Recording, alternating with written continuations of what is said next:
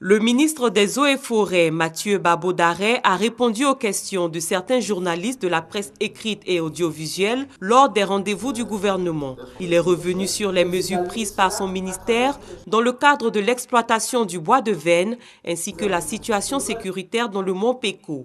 Ce mont recèle un certain nombre d'éléments de la faune et de la flore qui sont uniques dans ce monde. Malheureusement, leur infiltration a favorisé la destruction. L'éléphant nain que nous connaissons en zone forestière a commencé à être agressé par les infiltrés du mont Péco. On a décidé de déguerpir les gens qui sont infiltrés.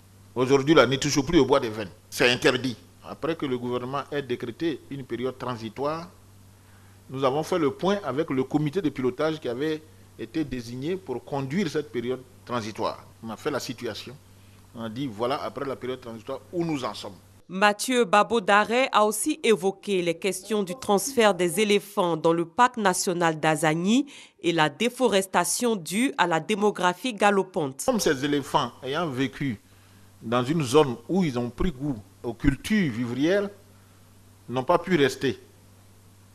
Donc, sont sortis et sont venus vers la forêt de Ira. Aujourd'hui, il est question qu'on les retourne à Azagny. La démographie galopante est une cause. La plupart des communes ont tendance à s'étendre.